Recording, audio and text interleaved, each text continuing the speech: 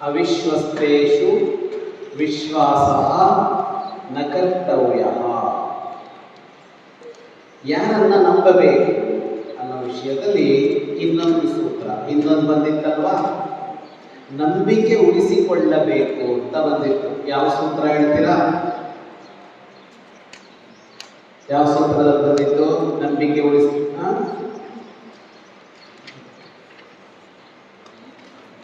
ಹೇಳಿ. ಪ್ರಾಣಾನಪಿ ಪ್ರತ್ಯಯೋ ರಕ್ಷಿತವ್ಯ ಅನ್ನೋಲ್ಲಿ ನಾವು ನಂಬಿಕೆ ಉಳಿಸ್ಕೊಳ್ಬೇಕು ಅಂತ ಬಂದಿತ್ತು.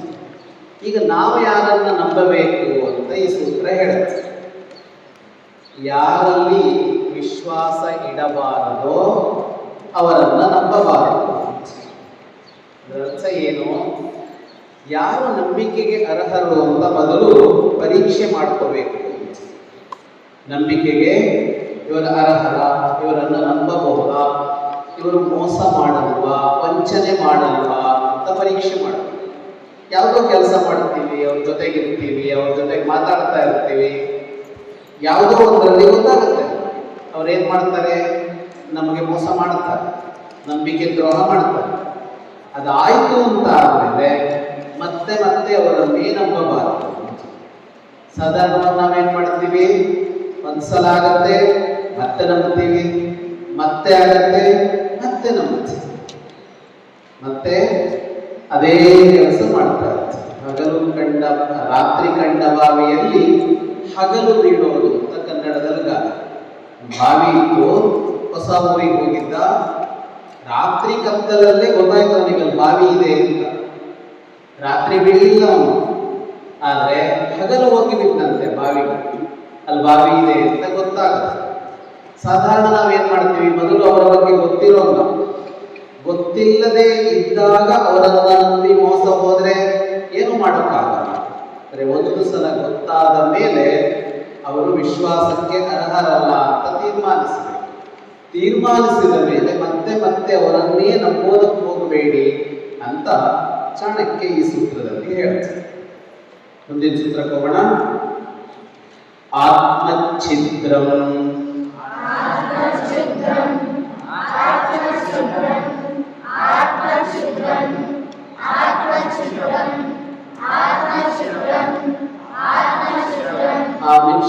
ಆತ್ಮಚ್ಛಿದ್ರಂ ಅಲ್ಲ, ಆತ್ಮಚ್ಛಿದ್ರಂ ಒತ್ತಿ ಹೇಳ್ಬೇಕು. ಆತ್ಮಚ್ಛಿದ್ರಂ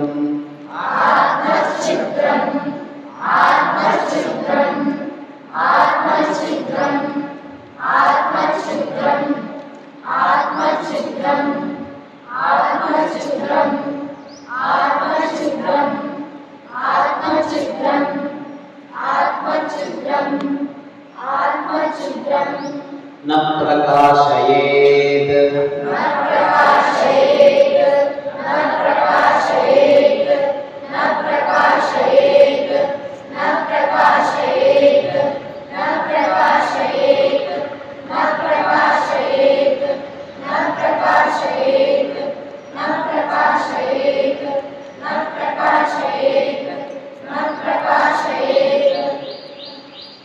ಮುಂದೆ ಸಂಯುಕ್ತಾಕ್ಷರ ಇದ್ರೆ, ಸಂಯುಕ್ತಾಕ್ಷರ ಅಂದ್ರೆ ಎರಡು ವ್ಯಂಜನ ಸೇರಿರ್ಬೇಕು, ಎರಡು ಅಕ್ಷರ ಸೇರಿರ್ಬೇಕು, ಎರಡು ವ್ಯಂಜನಾಕ್ಷರ.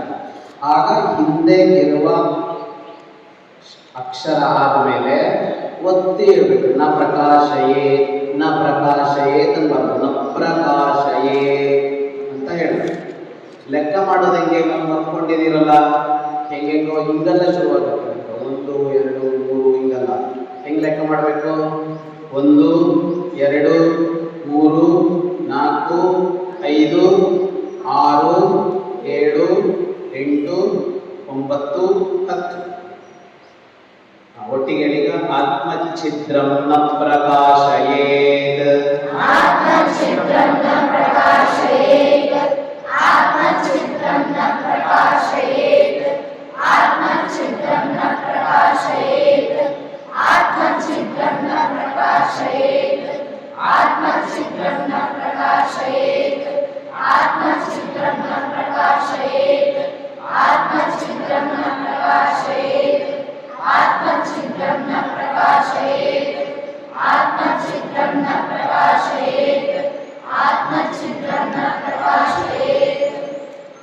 ಈ ಸೂತ್ರ ಏನ್ ಹೇಳುತ್ತೆ ಅಂದ್ರೆ, ನಮ್ಮೆಲ್ಲರಲ್ಲೂ ಒಂದು ಕೊರತೆ ಇರುತ್ತೆ, ನಮಗೇನೋ ದೌರ್ಬಲ್ಯ ಇರುತ್ತೆ. ಆದರೆ ನಮಗೆ ಈ ಕೊರತೆ ಇದೆ, ಈ ದೌರ್ಬಲ್ಯ ಇದೆ ಅನ್ನೋದನ್ನ ಜನಕ್ಕೆ ಗೊತ್ತು ಮಾಡಬಾರದು ಅಂತ ಹೇಳ್ತಾನೆ ಚಾಣಕ್ಯ. ನಮ್ಮಲ್ಲೊಂದು ಕೊರತೆ ಇದೆ ಅನ್ನೋದನ್ನ ಗೊತ್ತು ಮಾಡಬಾರದು, ನಮಗೆ ಭಯ ಆಗುತ್ತೆ ಅಂತ ಅಂದ್ಕೊಡಿ. ಯಾವ ವಿಷಯಕ್ಕೆ ಮನುಷ್ಯರು ನೋಡಿದಾಗ ಭಯ ಆಗುತ್ತೆ ಕೆಲವರಿಗೆ. ನಿಮ್ಗೂ ಭಯ ಆಗತ್ತಾ? ಹೊಸ ಜನರ ನೋಡಿದಾಗ ಭಯ ಆಗತ್ತೋ ಇಲ್ವೋ? ಮಾತಾಡ್ತಿದ್ರೆ ಮಾತಾಡಿದ ಓಡ್ತಿರ್ತಿರಲ್ವಾ? ಹಿಂಗೆ ಏನೇನೋ ಇರುತ್ತೆ ನಮಗೆ. ಆದರೆ ಹೆಂಗಿರ್ಬೇಕು ನಾವು ಅಂದ್ರೆ, ನಮಗೇನು ಕೊರತೆ ಇದೆ ಅಂತ ಯಾರಿಗೂ ಗೊತ್ತಾಗಲ್ಲ, ನಮ್ಮಲ್ಲೇನು ದೌರ್ಬಲ್ಯ ಇದೆ ಅಂತ ಯಾರಿಗೂ ಗೊತ್ತಾಗಲ್ಲ. ಇದು ಮೋಸ ಅಲ್ಲ, ಮುಚ್ಚಿಡಬೇಕು ಅಂತ ಅಲ್ಲ. ಜನ ಹೇಗಿರ್ತಾರೆ, ಜಗತ್ತು ಹೇಗಿರುತ್ತೆ ಅಂದ್ರೆ, ನಮ್ಮಲ್ಲೇನೋ ದೌರ್ಬಲ್ಯ ಇದೆ ಅಂತ ಅಂದ್ರೆ ಅದರ ಮೇಲೆ ಸವಾರಿ ಮಾಡ್ತಾರೆ. ಅದನ್ನ ನೋಡಿಕೊಂಡು ಇವನನ್ನ ಇಲ್ಲಿ ಹೊಡಿಬೇಕು ಅಂತ ನೋಡ್ತಾರೆ. ಹಿಂದೆ ರಾಜರ ಹೊಡಿತಿದ್ರಲ್ಲ, ಆಗೇನಾಗ್ತಾ ಇತ್ತು, ಶತ್ರು ರಾಜ ಇವನನ್ನು ಸೋಲಿಸಬೇಕು ಅನ್ನೋದಕ್ಕೆ ಕಾಯ್ತಾ ಇರ್ತಿದ್ದ, ಎಲ್ಲಿ ಸಿಗತ್ತೆ ಅಂತ. ಅಂದ್ರೆ ಇವನು ಎಲ್ಲಿ ಕೋಟೆ ಒಳಗಡೆ ನುಗ್ಗೋಕ್ಕಾಗುತ್ತೆ, ಎಲ್ಲಿ ಕೋಟೆ ದುರ್ಬಲ ಆಗಿದೆ ಅಂದ್ರೆ ಕೋಟೆ ಎಲ್ಲಿ ಮುರಿಯೋಕ್ ಬರುತ್ತೆ ಅಂತೆಲ್ಲ ಹುಡುಕ್ತಾ ಇದ್ದ. ಚಿತ್ರದುರ್ಗದ ಒಂದು ಕಥೆ ಇದೆಯಲ್ಲ, ದಂತಕಥೆಯಾದರೂ ಒನಕೆ ಓಬವ್ವನ ಕಥೆ ಕೇಳಿದಿರಲ್ವಾ?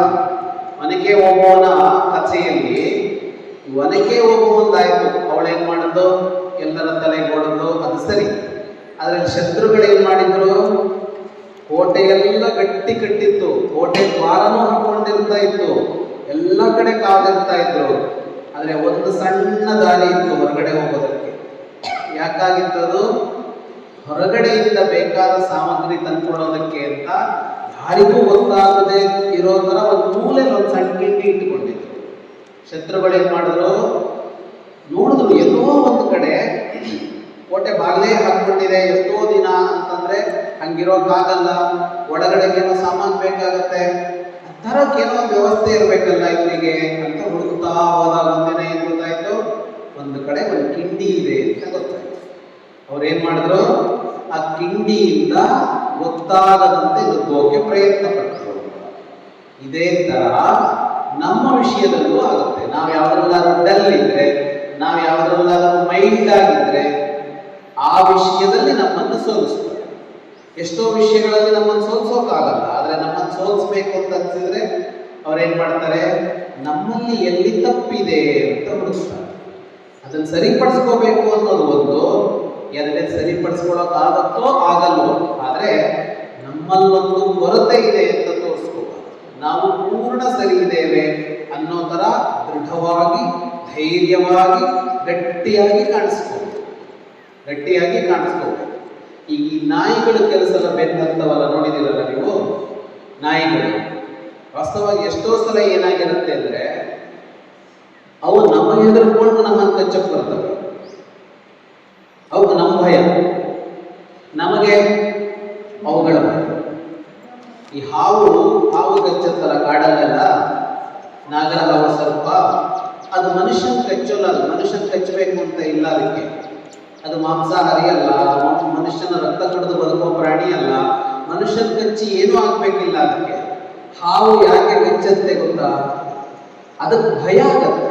ಅಲ್ಲೆಲ್ಲೋ ಮನುಷ್ಯನ ಏನೋ ಓಡಾಡಿದ್ರೆ, ಪ್ರಾಣಿ ಓಡಾಡಿದ್ರೆ ತನ್ನ ಕೊಂದರೆ, ತನ್ನ ತುಳಿದು ಬಿಟ್ರೆ ಅಂತ ಭಯ ಆಗುತ್ತೆ. ಆ ಭಯಕ್ಕೆ ಏನ್ ಮಾಡುತ್ತೆ ಅದು ನಮ್ಮನ್ನ ಕಚ್ಚತ್ತೆ. ಹಾಗಾಗಿ ಎಲ್ಲರಿಗೂ ಒಂದು ಭಯ, ನಮಗೇನೋ ಒಂದಿರುತ್ತೆ, ಅದನ್ನ ತೋರಿಸ್ಕೊಳ್ಬಾರದು ಅನ್ನೋದಕ್ಕೆ ಅವರೇನ್ ಮಾಡ್ತಾರೆ, ಪ್ರಾಣಿಗಳು ತಾನು ನಿನಗಿಂತ ಜೋರಿದ್ದೀನಿ ಅಂತ ತೋರಿಸ್ಕೊಳ್ತಾರೆ.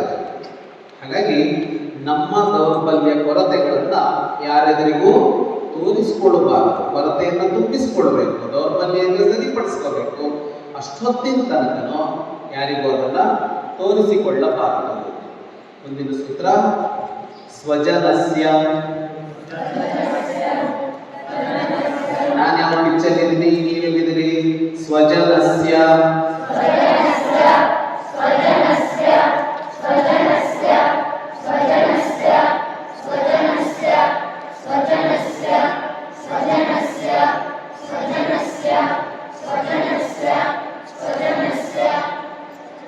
ದುರ್ವೃತ್ತಂ ನಿವಾರಯೇತ್.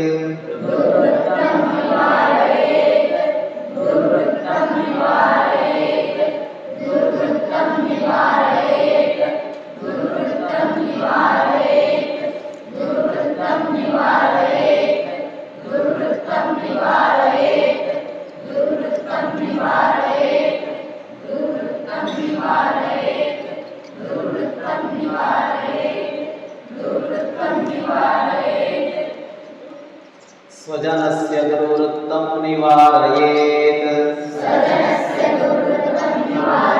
ದುರ್ವೃತ್ತಂ ದುರ್ವೃತ್ತಂ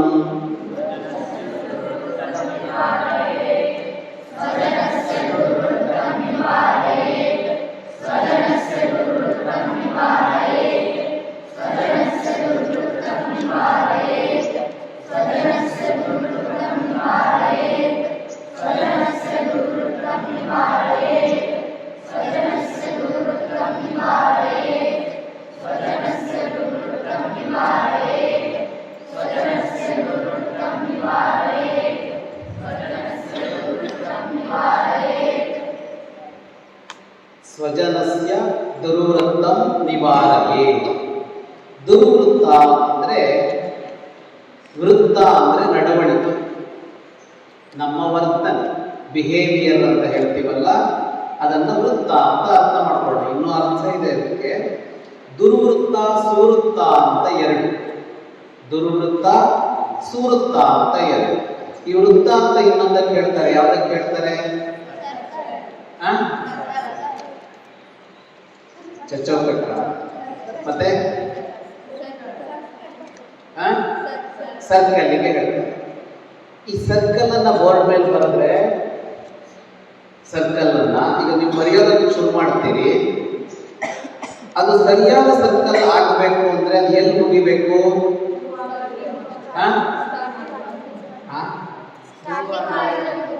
ಸ್ಟಾರ್ಟಿಂಗ್ ಏನ್ ಮಾಡಿದಿರೋ ಆ ಬಿಂದುಗೆ ಹೋಗಿ ಮುಗಿಬೇಕು. ಸುವೃತ್ತ. ಇದೇನೋ ಸುವೃತ್ತ. ಇನ್ನೊಂದಿದೆ, ಏನದು? ದುರ್ವೃತ್ತ. ಇಲ್ಲಿಂದ ಶುರುವಾಗುತ್ತೆ, ಹಿಂಗೋ ಹಿಂಗೋ ಹಿಂಗೋ ಹಿಂಗೋಗ್ತಾ ಇರುತ್ತೆ.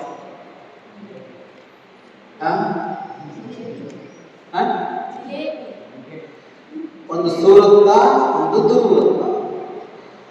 ಈ ವೃತ್ತ ಅನ್ನೋದಕ್ಕೆ ನಡವಳಿಕೆ ಅಂತಲೂ ಅರ್ಥ ಇದೆಯಲ್ಲ. ನಡವಳಿಕೆ ಸರಿಯಾಗಿದ್ರೆ ಸುವೃತ್ತ, ಅದು ಸರಿ ಇಲ್ಲದೆ ಇದ್ರೆ ಅದು ದುರ್ವೃತ್ತ.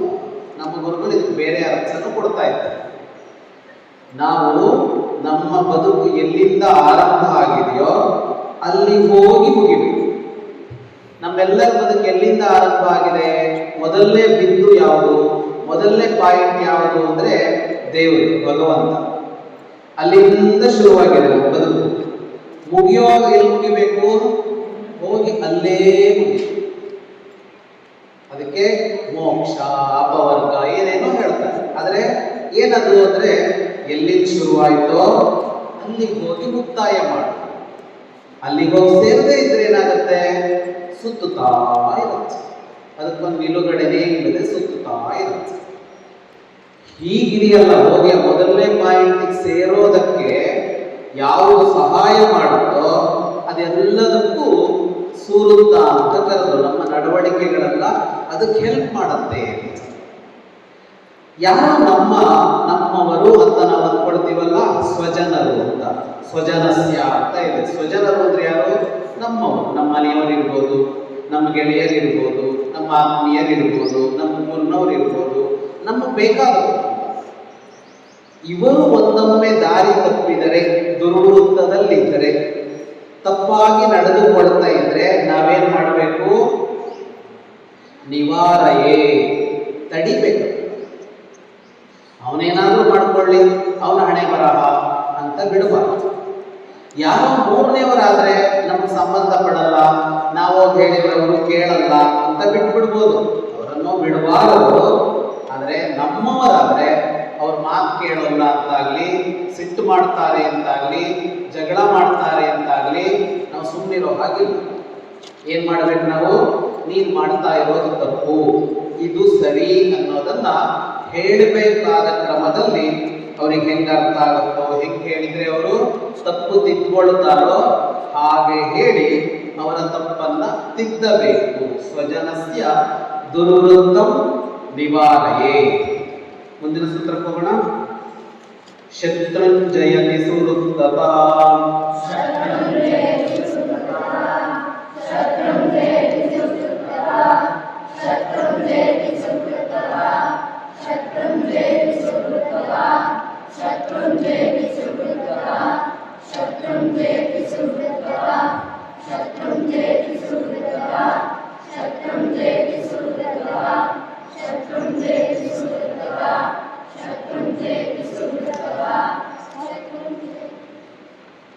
ಯಾರು ಲೆಕ್ಕ ಮಾಡಬೇಕು? ನಿಮ್ಮ ಲೆಕ್ಕನ? ಅರ್ಧಕ್ಕಿಂತ ಹೆಚ್ಚಿನ ಲೆಕ್ಕ ಮಾಡ್ಕೊಡಲ್ವಲ್ಲ. ಶತ್ರು ಜಯತಿ ಸುವೃತ್ತಃ ಮೇಲ್ಗಡೆ ಬಂತಲ್ಲ, ಏನದು? ಸ್ವಜನಸ್ಯ ದುರ್ವೃತ್ತಂ ನಿವಾರಯೇ. ಆ ದುರ್ವೃತ್ತ ಅಂತಂದಾಗ ಒಂದು ಶಬ್ದ ನೆನಪು ಮಾಡ್ಕೊಂಡು ಇನ್ನೊಂದು ಶಬ್ದ ಸುವೃತ್ತ ಅಂತ. ಈ ಸುವೃತ್ತ ಇದ್ರೆ ಅಂದ್ರೆ ನಮ್ಮ ನಡವಳಿಕೆ ಚೆನ್ನಾಗಿದ್ರೆ, ನಮ್ಮ ಬಿಹೇವಿಯರ್ ಚೆನ್ನಾಗಿದೆ ಅಂದ್ರೆ, ನಮ್ಮ ಮಾತು, ನಮ್ಮ ನಡೆ ನುಡಿ ಅಂತ ಹೇಳ್ತೀವಲ್ಲ, ಇದೆಲ್ಲ ಚೆನ್ನಾಗಿದ್ರೆ ಅದು ಏನ್ ಮಾಡುತ್ತಂತೆ ಅಂದ್ರೆ ಶತ್ರುಂಜಯತಿ, ಶತ್ರುವನ್ನು ಗೆದ್ದು ಕೊಡುತ್ತೆ. ಶತ್ರುವನ್ನು ಗೆದ್ದು ಕೊಡುತ್ತೆ. ಹಾಗಾದ್ರೆ ಯುದ್ಧ ಮಾಡದೇನೆ ನಾವು ಚೆನ್ನಾಗಿದ್ದೀವಿ, ಯುದ್ಧ ಮಾಡಬೇಕಾಗಿಲ್ಲ, ಶತ್ರು ಸೋತೋಗ್ತಾನೆ ಅಂತ ಅಂದ್ರೆ ನಾವು ಒಳ್ಳೆಯವರಾದ್ರೆ ಶತ್ರು ಕೂಡ ನಮಗೆ ಗೆಳೆಯನಾಗ್ತಾನೆ. ನಮ್ಮ ನಡೆನುಡಿ ಚೆನ್ನಾಗಿದ್ರೆ ಒಂದು ದಿವಸ ದ್ವೇಷ ಮಾಡ್ತಾನೆ, ಎರಡು ದಿನ ದ್ವೇಷ ಮಾಡ್ತಾನೆ, 3 ದಿನ ದ್ವೇಷ ಮಾಡ್ತಾನೆ. ಒಂದಿನ ಅವನಿಗೆ ಅನ್ಸತ್ತೆ ನಾನು ಯಾಕೆ ದ್ವೇಷ ಮಾಡಬೇಕು, ಇವನಿಂದ ನನಗೇನು ಸಮಸ್ಯೆ ಇಲ್ಲ, ಏನೂ ತೊಡಕಿಲ್ಲ, ಇಷ್ಟು ಒಳ್ಳೆಯ ಗುಣ ಇದೆ ಇವನಲ್ಲಿ ಅಂತ ಅನ್ನಿಸಿದಾಗ, ಅಂದ್ರೆ ಯಾವುದೇ ವ್ಯಕ್ತಿಯಿಂದ ನನಗೇನೂ ಸಮಸ್ಯೆ ಇಲ್ಲ, ಅವನು ನಂದೇನೂ ಕಿತ್ಕೊಳ್ಳಲ್ಲ ಅಂತ ಅನ್ನಿಸಿದ್ರೆ ಯಾರನ್ನು ದ್ವೇಷ ಮಾಡಿ. ಯಾಕೆ ಯಾರಾದ್ರೂ ಇನ್ನೊಬ್ಬರ ದ್ವೇಷ ಮಾಡ್ತಾರೆ? ನಂದೇನಾದ್ರೂ ತಗೊಂಡ್ಬಿಟ್ರೆ ಅಂತ ದ್ವೇಷ ಮಾಡ್ತಾರೆ ಹೆಚ್ಚಾಗಿ. ಇನ್ನು ವಿಶೇಷ ದ್ವೇಷ ಮಾಡೋರು ಇರ್ತಾರೆ, ನಿಂದು ನನ್ಗೆ ಬೇಕು ಅಂತ ದ್ವೇಷ ಮಾಡ್ತಾರೆ. ರಾವಣ ಇದ್ದ, ರಾಮನ ಹೆಂಡತಿ ಬೇಕು ಅಂತ ಹೋದ. ದುರ್ಯೋಧನ ಇದ್ದ, ಪಾಂಡವರ ರಾಜ್ಯನೂ ನಮಗೆ ಬೇಕು ಅಂತ ಹೋದ. ಇಂಥವ್ರು ತುಂಬಾ ಏನು ಇರಲ್ಲ, ಯಾವುದೋ ಕಾಲದಲ್ಲಿ ಅಲ್ಲೋ ಇಲ್ಲೋ ಒಬ್ಬೊಬ್ಬರು ಇರ್ತಾರೆ. ಜಗತ್ತಲ್ಲಿ ಒಳ್ಳೆಯ ಜನರೇ ಜಾಸ್ತಿ ಇರೋದು, ಕೆಟ್ಟ ಜನರಲ್ಲ. ನಮ್ಗೆ ಕಾಣಿಸುತ್ತೆ ಯಾರೋ ಒಬ್ಬೊಬ್ಬರನ್ನು ನೋಡಿ. ಉಳಿದವರೆಲ್ಲ ಹೇಗಿರ್ತಾರೆ ಅಂತ ಅಂದ್ರೆ, ಅವರಿಗೆ ಬೇರೆಯವ್ರದ್ದು ಬೇಕಾಗಿಲ್ಲ, ಆದ್ರೆ ಅವರಿಗೊಂದು ಭಯ. ಏನದು? ನಂದು ಕಿತ್ಕೊಂಡ್ರಿ ಅಂತ ಭಯ. ಈ ನಾಯಿಗಳಿರ್ತಾವಲ್ಲ, ಇನ್ನೊಂದು ನಾಯಿ ಬಂದ್ರೆ ಕೂಗ್ತವೆ ನೋಡಿ ನೀವು, ಬನ್ನಿ ವೆಲ್ಕಮ್ ಅಂತಲ್ಲ ಕೂಗಿಗೆ ಅರ್ಥ. ಚಾ ಕುಡಿತೀರಾ ಅಂತ ಕೇಳ್ತಾ ಇಲ್ಲ ಅದು ಯಾಕೆ ಕೂಗ್ತಾ ಇದೆ ಅಂದ್ರೆ, ಇದು ನನ್ನ ಏರಿಯಾದೊಳಗೆ ನೀನು ಬರಬಾರ್ದು. ನನ್ನ ಏರಿಯಾದೊಳಗೆ ಯಾಕೆ ಬರಬಾರ್ದು? ನೀ ನನ್ನ ಏರಿಯಾದೊಳಗೆ ಬಂದ್ರೆ ನಂದೇನೋ ಕಡಿಮೆ ಆಗುತ್ತೆ ಅಂತ, ನಾನು ತಿನ್ನೋ ವಸ್ತು ನೀನು ತಿಂದ್ಬಿಡ್ತೀಯ ಅನ್ನೋ ತರದ ಭಯ. ಆದ್ರೆ ಹಾಗಲ್ಲ ಅಂತ ಗೊತ್ತಾದ್ರೆ ಏನಾಗುತ್ತೆ? ಫ್ರೆಂಡ್ಶಿಪ್ ಬೆಳೆಯುತ್ತೆ. ಹಾಗಾಗಿ ನಾವು ಒಳ್ಳೆಯವರಾಗಿದ್ದರೆ ನಮ್ಮನ್ನ ದ್ವೇಷ ಮಾಡ್ತಾ ಇದ್ದವರು ಕೂಡ ಒಂದು ದಿನ ನಮ್ಮನ್ನ ಪ್ರೀತಿಸೋಕೆ ಆರಂಭ ಮಾಡ್ತಾರೆ. ನಿಮ್ಮ ಗುಂಪುಗಳಲ್ಲಿ ನೋಡ್ಕೊಳ್ಳಿ, ನಿಮ್ಮ ಫ್ರೆಂಡ್ಸ್ ಸರ್ಕಲಲ್ಲೋ, ಕ್ಲಾಸ್ಮೇಟ್ ಸರ್ಕಲಲ್ಲೋ, ಕಸಿನ್ ಸರ್ಕಲಲ್ಲೋ ಯಾರಿಗೋ ನಿಮ್ಮ ಬಗ್ಗೆ ಏನೋ ಇರುತ್ತೆ, ಅಸೂಯೆ ಇರುತ್ತೆ, ಏನೇನೋ ಹೇಳ್ತಾ ಇರ್ತಾರೆ. ಅದಕ್ಕೆ ನೀವೇನ್ ಮಾಡ್ತಾ ಹೋಗ್ತೀರಿ? ಪ್ರತಿಕ್ರಿಯೆ ಕೊಡ್ತಾ ಹೋಗ್ತೀರಿ. ಹಂಗೆ ದ್ವೇಷ ಬೆಳೆಯುತ್ತೆ. ಅದ್ರ ಬಂದು ಅವ್ರು ಏನಾದರೂ ಮಾಡಲಿ, ನಾನು ಒಳ್ಳೆತನದಲ್ಲೇ ಇರ್ತೀನಿ ಅಂತ. ಅದರ ಬದಲು ನಾವು ಹೀಗಿದ್ರೆ ನಮ್ಗೆ ಯಾರು ಶತ್ರುಗಳಿರೋಲ್ಲ. ಮುಂದೆ ಹೋಗೋಣ. ಸುಪೂಜಿತೋ ವಿದುರ್ಜನ ಪೀಡಯತ್ಯೇವ. ಅರ್ಥ ಹೇಳ್ಕೊಳ್ಳ. ಸುಪೂಜಿತೋಪಿ ಜೋರಾಗಿ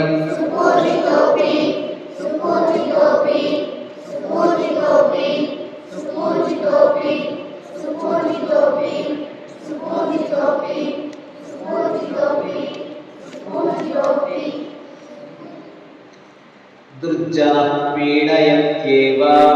ದುರ್ಜನ ಪೀಡಯತ್ಯೇವ.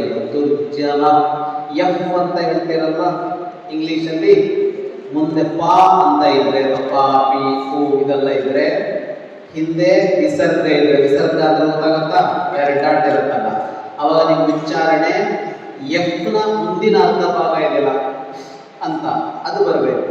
ದುರ್ಜನ ಹೇಳಿ, ದುರ್ಜನ, ದುರ್ಜನ ಪೀಡ,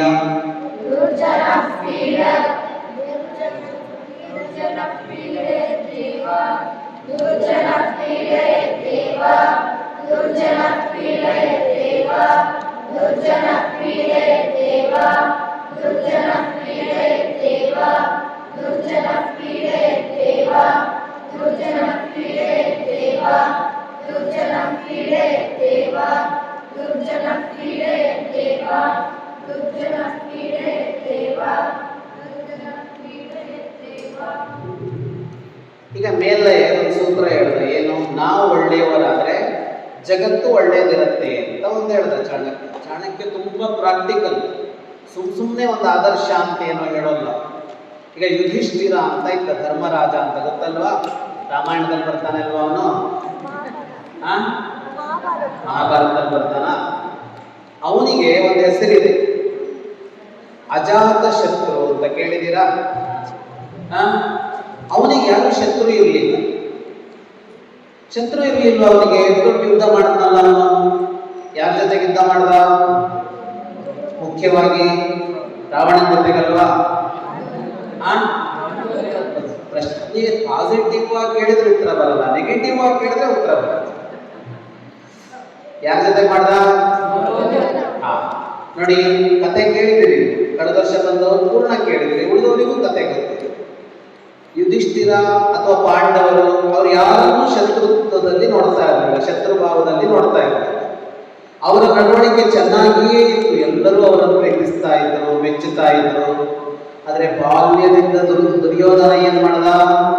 ಭೀಮನ್ ವಿಷ ಹಾಕದ, ಹಾವಿಂದ ಕಚ್ಚಿಸಿದ, ಆಮೇಲೆ ಅರಗಿನ ಮನೆಗೆ ಹಾಕಿ ಬೆಂಕಿ ಹಚ್ಚೋಕ್ ಹೊರಟಿದ್ದ, ಆಮೇಲೆ ಮೋಸದ ದ್ಯೂತ ಆಡಿ ಅವರ ರಾಜ್ಯನೆಲ್ಲ ಕಿತ್ಕೊಂಡ, ಏನೆಲ್ಲ ಮಾಡ್ದ ಅಲ್ವಾ? ಅಂದ್ರೆ ನಿರಂತರವಾಗಿ ಇವರು ಎಷ್ಟೇ ಒಳ್ಳೆಯವರಾಗಿದ್ರು ದುರ್ಯೋಧನ ಏನ್ ಮಾಡ್ತಾ ಇದ್ದ? ಅವರಿಗೆ ಕೆಡುಕನ್ನೇ ಮಾಡ್ತಾ ಇದ್ದ. ಈ ಸೂತ್ರ ಏನ್ ಹೇಳುತ್ತೆ? ಎದುರುಗಡೆ ಇದ್ದವನು ಒಳ್ಳೆಯವನೇ ಆಗಿದ್ರೆ ನಮ್ಮ ಒಳ್ಳೆಯ ನಡವಳಿಕೆ ನೋಡಿ ಅವನು ಬದಲಾಗ್ತಾನೆ. ಅವನು ಕೆಟ್ಟವನಾಗಿದ್ರೆ ಸ್ವಭಾವದಿಂದ ಅವನು ಒಳ್ಳೆಯವನ. ಅದಕ್ಕೆ ಸುಪೂಜಿತೋಪಿ, ಅವನನ್ನ ನೀವು ಗೌರವಿಸಿ, ಅವನಿಗೆ ಒಳ್ಳೆ ಮಾತು ಹೇಳಿ, ಅವನಿಗೆ ಊಟ ಹಾಕಿ, ಅವನಿಗೆ ಗಿಫ್ಟ್ ಕೊಡಿ, ಏನು ಬೇಕಿದ್ರು ಮಾಡಿ. ಅವನೇನ್ ಮಾಡ್ತಾನೆ? ಪೀಡೆನೇ ಕೊಡ್ತಾನೆ. ದುರ್ಜನ ಪೀಡಯತ್ಯೇವ, ದುರ್ಜನ ಪೀಡಯತಿ ಅಂದ್ರೆ ಸಾಕಾಗಿತ್ತು ಚಾಣಕ್ಯ. ದುರ್ಜನ ಪೀಡಿಸ್ತಾನೆ ಅಂತ ಅವನಿಗೆ ಹೇಳಿಲ್ಲ, ದುರ್ಜನ ಪೀಡಯತ್ಯೇವ ಅಂದ್ರೆ ಪೀಡಿಸಿಯೇ ಪೀಡಿಸ್ತಾನೆ. ನೀವೇನು ಬೇಕಿದ್ರು ಮಾಡಿ, ಅವನು ಕಾಟ ಕೊಡೋದು ನಿಲ್ಲಿಸೋಲ್ಲ. ಅದಕ್ಕೇನೆ ಶತ್ರುಂಜಯತಿ ಸುವೃತ್ತತ ಅಂತ ಹೇಳಿದ್ದಾರೆ. ಎದುರುಗಡೆ ಅವನು ಏನು ಮಾಡಿದ್ರು ನಾನು ಒಳ್ಳೆಯವನಾಗಿರ್ತೀನಿ ಅಂತಲ್ಲ.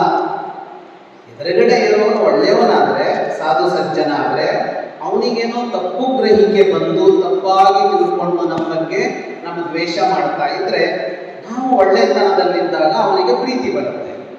ಆದ್ರೆ ಅವನು ಸ್ವಭಾವವೇ ಸರಿ ಇಲ್ಲದೆ ಇದ್ರೆ, ಅವನು ಸ್ವತಃ ಕೆಟ್ಟವನಾಗಿದ್ರೆ ಅವನು ಬದಲಾಗಲ್ಲ. ಬೆಳಗ್ಗೆ ಒಂದು ಕತೆ ಕೇಳಿದ್ರಿ ಅಲ್ವಾ, ಸ್ವಭಾವ ಬದಲಾಗಲ್ಲ ಅಂತ. ಯಾವ ಕತೆ? ನೀವ್ಯಾರು ಕೇಳಿಲ್ವ? ನೀವು ಇರ್ಲಿಲ್ವ ಅವಾಗ ಮುಂದಿದ್ದವರು? ಅದು ಉತ್ತರನೇ ಕೊಡಲ್ವಲ್ಲ. ಸಿಂಹದ ಕತೆ ಅಲ್ವಾ,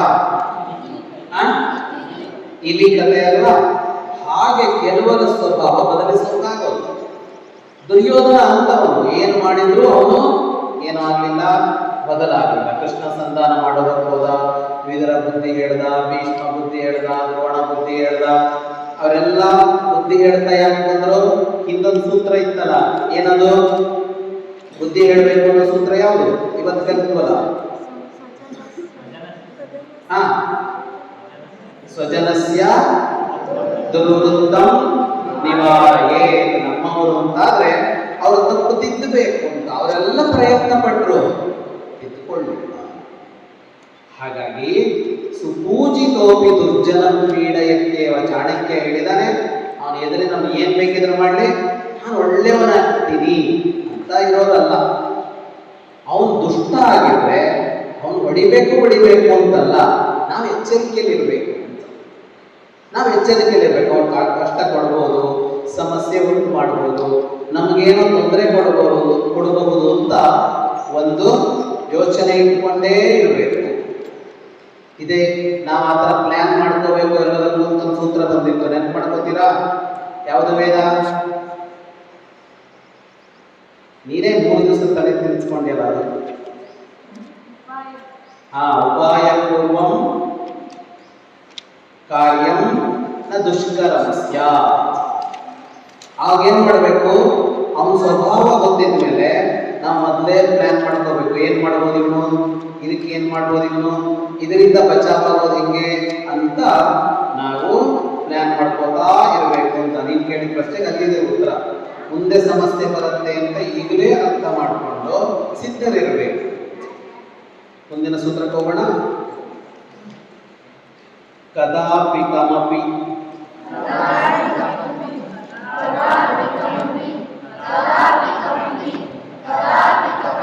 ಜೋರಾಗಿ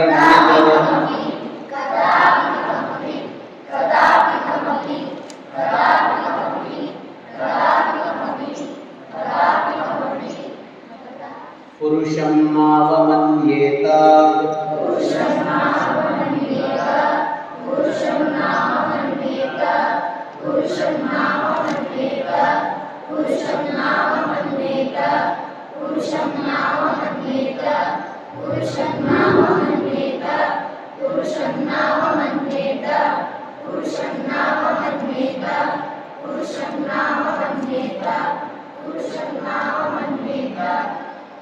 ಕದಾಪಿ ಕಮಪಿ ಪುರುಷಂ ನಾವಮನ್ಯೇತ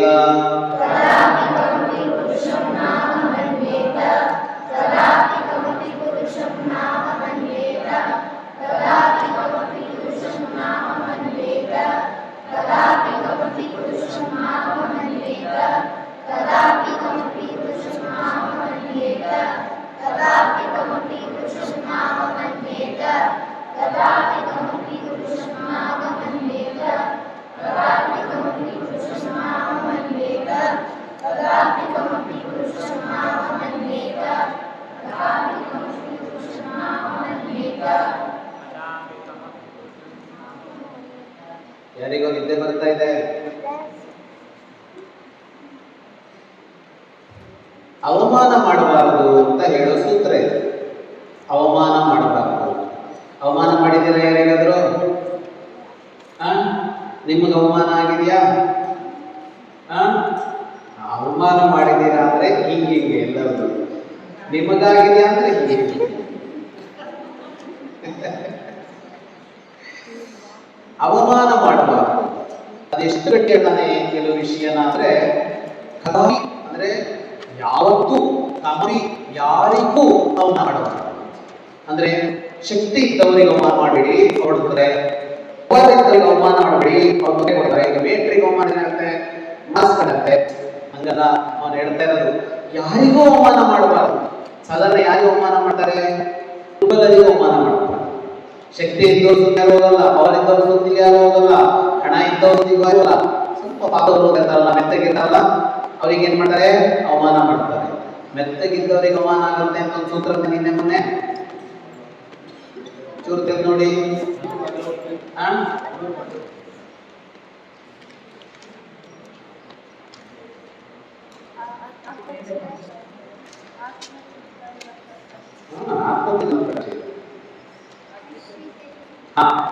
ಆಶ್ರಿತೈರವಿ ನೋಡಿ, ಆಶ್ರಿತೈರವಿ ಆಶ್ರಿತರು ಕೂಡ ಮೆತ್ತಗೆ ಬಿಟ್ರೆ ಏನ್ ಮಾಡ್ರೆ? ಅಸಡ್ಡೆ ಮಾಡಿ ಅನ್ನೋದಿಲ್ಲಲ್ಲ. ಯಾಕೆ ಹೇಳಿದ್ರೆ ನಾವು ದುರ್ಬಲವಾಗಿದ್ರೆ ಅವಮಾನ ಮಾಡ್ತಾರೆ. ನಾವು ಯಾರು ದುರ್ಬಲವಾಗಿದ್ದಾರೆ ಅವಮಾನ ಮಾಡ್ತೀವಿ. ಅವಮಾನ ಅಂದ್ರೆ ಏನ್ ತಂಗೆ? ಏನ್ ಅವಮಾನ ಅಂದ್ರೆ? ನಿಮ್ಗೆ ಯಾವಾಗ ಅವಮಾನ ಅನ್ಸದೆ? ಅವಮಾನ ಅಂದ್ರೆ, ಮಾನ ಅಂದ್ರೆ ಅಳತೆ. ಪ್ರಮಾಣ ಅಂತ ಹೇಳ್ತೀವಲ್ಲ, ಆ ಪ್ರಮಾಣದಲ್ಲಿರೋ ಮಾನ ಅಂದ್ರೆ ಮಾನ ಅಂದ್ರೆ ಅಳತೆ. ಅವ ಅಂದ್ರೆ ಕಡಿಮೆ ಅಂತ. ಒಬ್ಬ ವ್ಯಕ್ತಿಯನ್ನ ಕಡಿಮೆ ಅಳತೆಯವನು ಅಂತಂದ್ರೆ ಅವಮಾನ. ನಮ್ಗೆ ಯಾವಾಗ ಅವಮಾನ ಆಗುತ್ತಾ? ದಡ್ಡ ಅಂತಂದ್ರೆ ಅವಮಾನ ಆಗುತ್ತ. ಯಾಕೆ? ನಮ್ಮ ಪ್ರಕಾರ ನಾವು ತುಂಬ ಬುದ್ಧಿವಂತರು ಅಲ್ಲ. ಲಿಂಕಿಂಗ್ ಮಾಡಲ್ಲ ಇದು ಅಂದ್ರೆ ಏನಾದ್ರೆ ಅವಮಾನ ಮಾಡದೆ ಹಿಂಗಂದ್ಬಿಟ್ರು ಅವಮಾನ ಅಂದ್ರೆ ಅದು ಯಾವುದೋ ಒಬ್ಬ ವ್ಯಕ್ತಿಯನ್ನ ಕಡಿಮೆ ಅಂತ ಅಂದಾಜಿಸುವುದು. ಅಥವಾ ಏನು? ಜಗತ್ತಿನಲ್ಲಿ ಯಾರು ಕಡಿಮೆ ಅಂತ ಒಬ್ಬ ವ್ಯಕ್ತಿ ಇರೋದು. ಈ ವಿಷಯದ ಕಡಿಮೆ ಇದೆ, ಇನ್ನೊಂದು ವಿಷಯದಲ್ಲಿ ನಮ್ಮ ಶಕ್ತಿ ಹೆಚ್ಚಿರುತ್ತೆ. ಯಸ್ಮಿನ್ ಕರ್ಮಣಿ ಕುಶಲ ಒಂದೇದ್ದು ತಸ್ಮಿನ್ನೇವ ನಿಯೋದೇತು ಸೂತ್ರ ಬಂತಲ್ವಾ? ಮೊದಲನೇದು ಅಂದ್ರೆ ಯಾವ ಔಷಧ ಇದೆಯೋ ಆ ಕೆಲಸಕ್ಕೆ ನಿಯೋಜಿಸಿ ಅಂತ ಹೇಳ್ದ ಚಾಣಕ್ಯ. ಯಾಕದನ್ನು ಹೇಳ್ದಂದ್ರೆ ಎಲ್ಲರೂ ಏನೋ ಒಂದು ದೋಷ ಇದೆ, ಯಾರು ಅವಮಾನಿಸಬಾರದು. ಒಬ್ಬರಿಗೆ ಆಡೋ ಬರುತ್ತೆ, ಹಾಡು ಬರುತ್ತೆ ಅಲ್ವಾ? ಒಬ್ಬೊಬ್ಬರಿಗೆ ಒಂದೇನೋ ಬರುತ್ತೆ. ಹಾಗಾಗಿ ಜಗತ್ತಲ್ಲಿ ಕಡಿಮೆ ಯಾರಾದ್ರೂ ಕಡಿಮೆಯವ ಅಂತಾದ್ರೆ ಅವನ ಲೆಕ್ಕ ತಪ್ಪಿ, ಅವನ ಮಾನ ತಪ್ಪಿದೆ. ಲೆಕ್ಕ ತಪ್ಪದಾಗ ಏನು ಪುರುಷ ಪುರುಷ ಅಂದ್ರೆ ಗಡ ಸನ್ನಾದ, ಪುರುಷ ಅಂದ್ರೆ ಜೀವಿ, ಜೀವನವರೆಲ್ಲ ಪುರುಷ, ಗಂಡು ಹೆಣ್ಣು ಎಲ್ಲ ಪುರುಷ. ದ್ರೋಣ ದ್ರುಪದರ ಕಥೆ ನೆನಪಿದೆಯಾ? ಯಾಕೆ ಕಳಸರ ಕೇಳಿ ದ್ರೋಣಾಚಾರ್ಯ ದ್ರುಪದರ ಒಟ್ಟಿಗೆ ಹೋಗಿದ್ರು. ದ್ರೋಣಾಚಾರ್ಯರ ತಂದೆ ದ್ರುಪದ ಬರೋದಿಲ್ಲ ರಾಜಕುಮಾರ. ಗುರು ಬಿಟ್ಟು ಹೋಗುವಾಗ ದ್ರೋಣರಿಗೆ ಹೇಳಿದ, ಬದುಕಿನಲ್ಲಿ ಯಾವತ್ತಾದ್ರೂ ಕಷ್ಟ ಆದ್ರೆ ನನ್ನ ಹತ್ರ ಬಾ, ನಾನು ರಾಜ ಆಗಿರ್ತೀನಿ ಅಂತ. ದ್ರುಪದ ದ್ರೋಣ ಬಳಿಗೆ, ದ್ರೋಣ ಬರೋದು ದ್ರುಪದ ಬಳಿಗೆ ಬಂದು ಹೇಳಿದ್ರು, ನಾವಿಬ್ರು ಬಾಲ್ಯದ ಗೆಳೆಯರು, ಇಬ್ರು ದೊಡ್ಡಾಗಿದ್ದಾರೆ. ದ್ರುಪದ ಹೇಳ್ದ, ನಾನು ರಾಜ, ನೀನು ಬಡವ, ರಾಜ ಬಡವ ಇಲ್ಲ ಗೆಳೆಯರಾಗ್ತಾರ ಅಂತ ಕೇಳ. ನಿಜ, ಇವನ್ ರಾಜ, ಅವನ್ ಬಡವ, ಅವನಿಗೇನೂ ಇರಲಿಲ್ಲ. ಆದ್ರೆ ದ್ರುಪದನಿಗಿಂತ ದ್ರೋಣರಲ್ಲಿ ಯಾವುದು ಜಾಸ್ತಿ ಇತ್ತು? ಯಾವುದು ಶ್ರೇಷ್ಠರಾಗಿದ್ರು ಅವರು? ಅವರ ವಿದ್ಯೆ ಇತ್ತು. ವಿದ್ಯೆ ದ್ರೋಣರು ಶ್ರೇಷ್ಠರು. ಅಧಿಕಾರದಲ್ಲಿ ಯಾರು ಶ್ರೇಷ್ಠರಾದ್ರು? ದ್ರುಪದ. ದ್ರುಪದ ಅವಮಾನ ಮಾಡಿದ ದ್ರೋಣರನ್ನ. ಪರಿಣಾಮ ಏನಾಯ್ತು? ದ್ರುಪದ ದ್ರೋಣರಿಂದ ಸೋತ, ಅರ್ಧ ರಾಜ್ಯ ಕಳ್ಕೊಂಡ. ಅರ್ಧ ರಾಜ್ಯ ದ್ರೋಣರು ನಡೆಸಿದ್ರು, ಅಷ್ಟಕ್ಕೆ ಮುಗಿಲಿಲ್ಲ, ಇಬ್ಬರ ದ್ವೇಷ ಜಾಸ್ತಿ ಆಯಿತು. ಈ ದ್ರೋಣರನ್ನು ಕೊಲ್ಲುವಂತ ಮಗ ಬೇಕು ಅಂತ ಅವನು ದೃಷ್ಟದ್ಯುಮ್ನ ಹುಟ್ಟಿಸ್ಕೊಂಡ ದ್ರೋಣ. ಆ ದೃಷ್ಟದ್ಯುಮ್ನ ದ್ರೋಣರನ್ನು ಕೊಂದ. ಆ ಸಿಟ್ಟಿಗೆ ಅಶ್ವತ್ಥಾಮ ಇವರ ಮನೇಲಿ ಒಬ್ಬರನ್ನು ಉಳಿಸ್ದೇ ಕೊಂದ ದೃಷ್ಟದ್ಯುಮ್ನ. ಮತ್ತೆ ಯಾರ್ಯಾರಿದ್ರು ಎಲ್ಲರನ್ನು. ಅವರಿಬ್ಬರ ದ್ವೇಷದಿಂದ ಏನಾಯ್ತು ಅಂದ್ರೆ ಕೊನೆಗೆ ಅಶ್ವತ್ಥಾಮನಿಗೂ ಶಾಪ ಬಂತು, ದ್ರೋಣನೂ ಉಳಿಲಿಲ್ಲ. ದ್ರೋಣ, ದ್ರುಪದ, ಮಕ್ಕಳು, ಮೊಮ್ಮಕ್ಕಳು ಯಾರೊಬ್ಬರೂ ಉಳ್ಕೊಳ್ಳಿ. ಯಾಕಾಯ್ತಿದು? ಎಲ್ಲಿಂದ ಶುರುವಾಯಿತು? ದ್ರುಪದ ದ್ರೋಣರನ್ನ ಅವಮಾನ ಮಾಡೋದ್ರಿಂದ ಶುರುವಾಯಿತು. ಇದೇ ತರ ಇನ್ನೊಬ್ಬ ಬಡವ ಒಬ್ಬನ ಹತ್ರ ಬಂದಿದ್ದ. ಯಾವ ಕಥೆ ಅದು? ಕೃಷ್ಣ ಕುಚೇಲ. ಕುಚೇಲ ಬಂದ. ಕೃಷ್ಣ ಏನ್ ಮಾಡ್ದ? ಅವಮಾನ ಮಾಡ್ದ. ನಾನು ಇಷ್ಟೆಲ್ಲ ಶ್ರೀಮಂತ, ನಾನು ಇಷ್ಟು ದೊಡ್ಡವನು, ನಾನು ಅವತಾರ, ನೀನ್ ಯಾರು ಅಂತ ನೋಡಿದ್ನ. ಮತ್ತೇನ್ ಮಾಡಿದಂತೆ ಕಥೆಯಲ್ಲಿ? ಅವನ ಪಾದ ತೊಳೆದು ಗೌರವಿಸಿದ ಅಂತ ಕಥೆ. ಹಾಗಾಗಿ ಯಾರೇ ಆಗಿರಲಿ, ನಮಗೆ ಸಣ್ಣವರು ಅಂತ ಅನ್ನಿಸಬಹುದು, ಅವರಿಗೇನೋ ಶಕ್ತಿ ಇರುತ್ತೆ, ಅವರಲ್ಲಿ ಏನೋ ಸಾಮರ್ಥ್ಯ ಇರುತ್ತೆ. ಅವರು ನಮಗೆ ಕೆಡುಕು ಮಾಡ್ತಾರೆ, ನಾಳೆ ಕೆಡುಕು ಮಾಡೇ ಬಿಡ್ತಾರೆ ಅಂತಲೂ ಅಲ್ಲ, ಆದರೆ ಅವಮಾನಿಸಬಾರದು. ಮುಂದಿನ ಸೂತ್ರಕ್ಕೆ ಹೋಗೋಣ. ದಾತವ್ಯಮಪಿ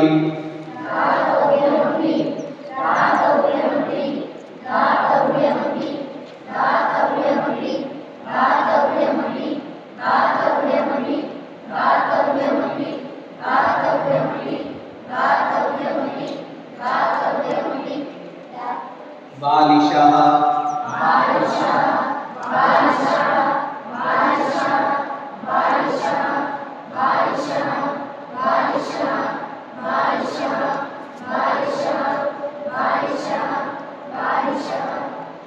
ಪರಿಕ್ಲೇಶೇನ ದದಾತಿ ಪರಿಕ್ಲೇಶೇನ ದಾಸ್ಯತಿ.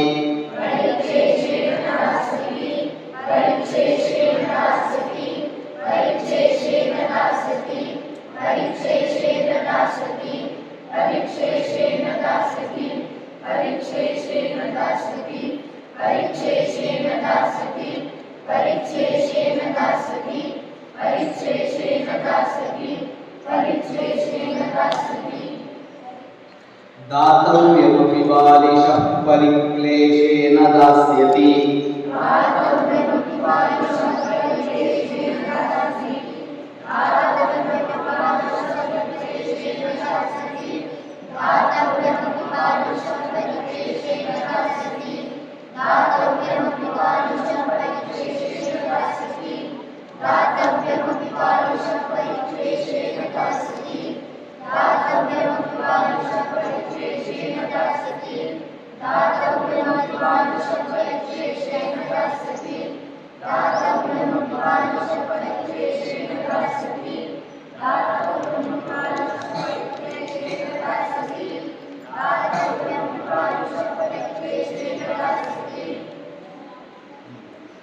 ಕೊಡಬೇಕು. ಯಾರಿಗಾದರೂ ಏನನ್ನಾದರೂ ಕೊಡ್ತಾ ಇರಬೇಕು. ದಾನ ಕೊಡಬೇಕು ಅಂತ ಹೇಳ್ತಾರೆ, ಉಡುಗೊರೆಗಳನ್ನ ಕೊಡಬೇಕು ಅಂತ ಹೇಳ್ತಾರೆ, ಕೊಡ್ತಾ ಇರಬೇಕು. ಆದರೆ ಕೆಲವರಿಗೆ ಕೊಡೋಕೆ ಇಷ್ಟ ಆಗಲ್ಲ, ನಮ್ಮ ಹತ್ರ ಇರೋದನ್ನು ಕೊಡೋಕೆ ಇಷ್ಟ ಆಗಲ್ಲ. ಕೆಲವರಿಗೆ ಅವರದ್ದನ್ನು ಇಟ್ಕೊಂಡಿರ್ತಾರೆ, ಅದನ್ನು ಕೊಡೋಕ್ಕೂ ಇಷ್ಟ ಆಗಲ್ಲ. ಈ ಸೂತ್ರ ಹೇಳುತ್ತೆ, ಕೊಡಬೇಕು ಮತ್ತು ಕೊಡುವಾಗ ಮನೋಭಾವ ಹೇಗಿರಬೇಕು ಅಂತ, ಮನಸ್ಸು ಹೇಗಿರಬೇಕು ಅಂತ.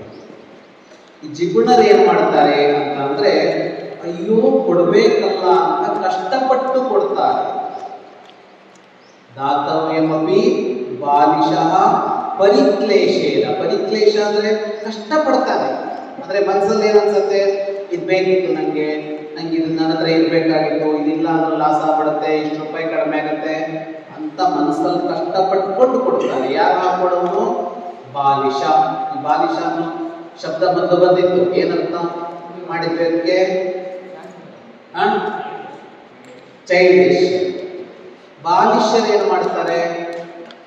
ಕೊಡೋದು ಅನಿವಾರ್ಯ ಆಗುತ್ತೆ, ಕೊಡೋಕೆ ಇಷ್ಟ ಇರಲ್ಲ ಅವರಿಗೆ, ಕೊಡಲೇಬೇಕು, ಕಷ್ಟಪಟ್ಟು ಕೊಡ್ತಾರೆ. ಕೊಡುವಾಗ ಮನಸ್ಸು ಹೇಗಿರಬೇಕು ಅನ್ನೋದನ್ನ ಇದು ಹೇಳುತ್ತೆ.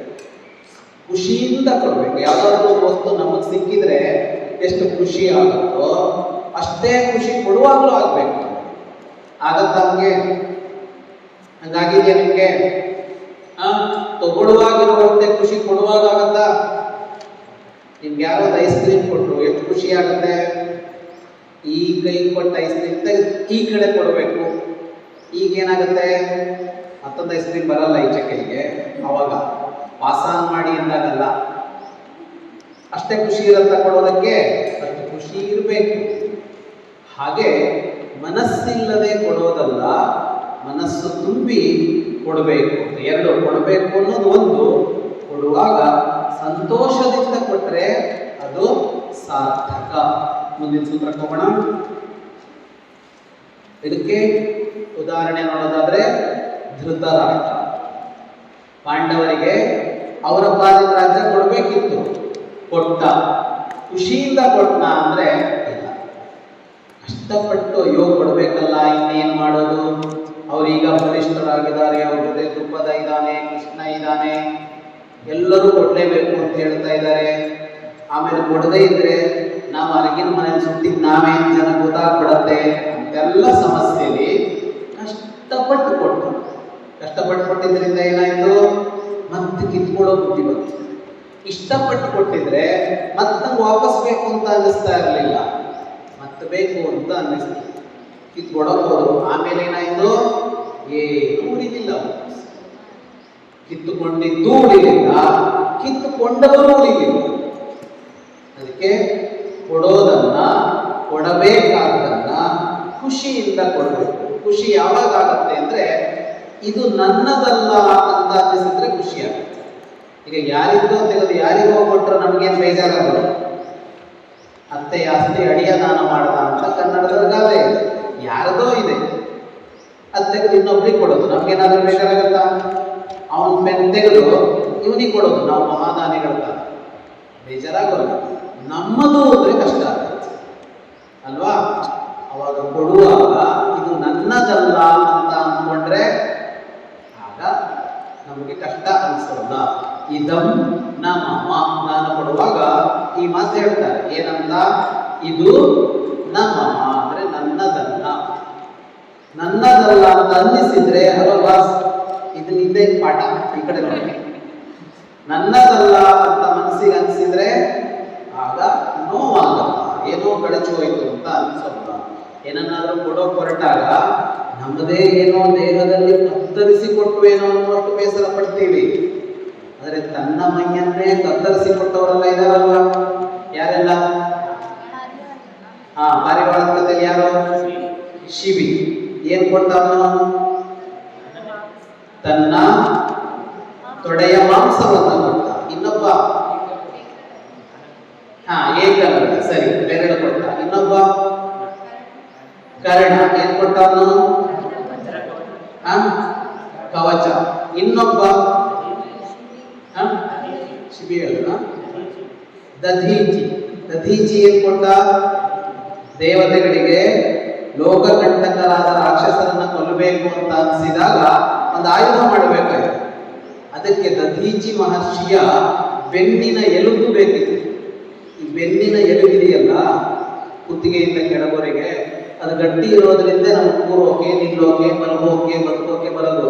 ಅದು ಹೋಗ್ಬಿಟ್ರೆ ಏನು ನಡೆಯೋಲ್ಲ.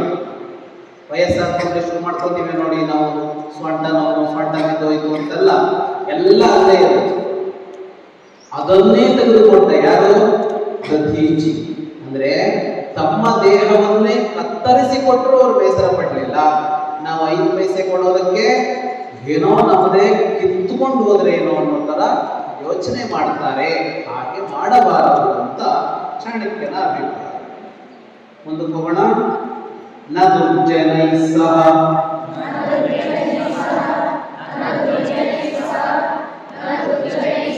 ಜೋರಾಗಿ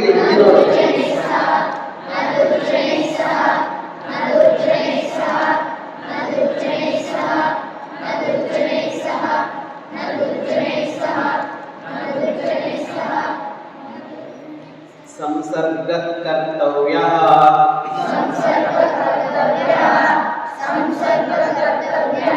ನಿಮಿಷ ನೆನೆಸಿ, ಅಲ್ಲಿ ಒಂದು ಪಾ ಬಂದಾಗ ಎಫ್ನ ಅರ್ಧ ಭಾಗ ಬರಬೇಕಿತ್ತಲ್ಲ, ಒಂದು ಕಾ ಬಂದಾಗ ವಿಸರ್ಗದ ಮುಂದೆ ಕ ಅಥವಾ ಕಾ ಇದ್ರೆ ಸಂಸರ್ಗ ಕ, ಸಂಸರ್ಗ ಕ ಅಂತ ಹೇಳ್ಬೇಕು. ಸಂಸರ್ಗ ಕರ್ತವ್ಯ ಅಲ್ಲ, ಸಂಸರ್ಗ ಅಹ್ ಅಂತ ಹೇಳಿ.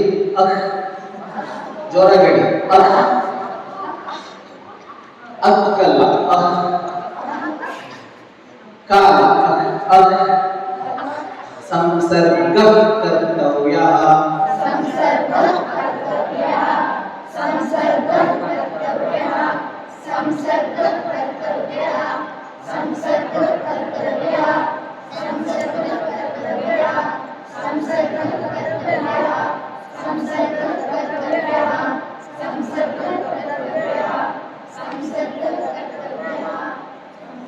ಸುಮ್ಮನೆ ಕಿವಿಗೆ ಬಿದ್ದಿರಲಿ, ನೆನಪಲ್ಲಿ ಉಳಿದ್ರೆ ನೆನ್ಪಿಟ್ಕೊಳ್ಳಿ. ಈ ಕಾ ಖಾ ಇದರ ಹಿಂದೆ ವಿಸರ್ಗ ಬಂದ್ರೆ ಅದಕ್ಕೆ ಜಿಹ್ವಾಮೂಲೀಯ ಅಂತ ಕರೀತಾರೆ. ಏನಂತ ಕರೀತಾರೆ?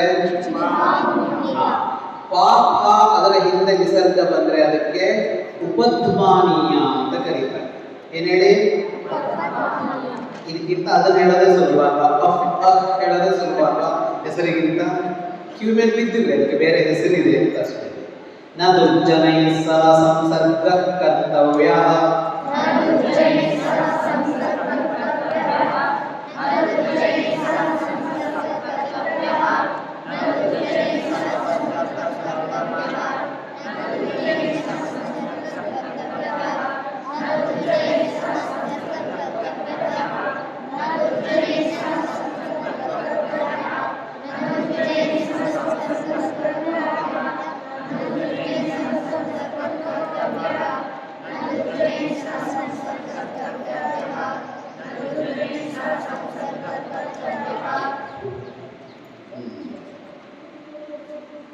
ಕೆಟ್ಟವರ ಸಂಘ ಮಾಡಬಾರದು, ಅಂದರೆ ಕೆಟ್ಟವರ ಫ್ರೆಂಡ್ಶಿಪ್ ಮಾಡಬಾರದು ಅಂತ ಹೇಳುತ್ತೆ.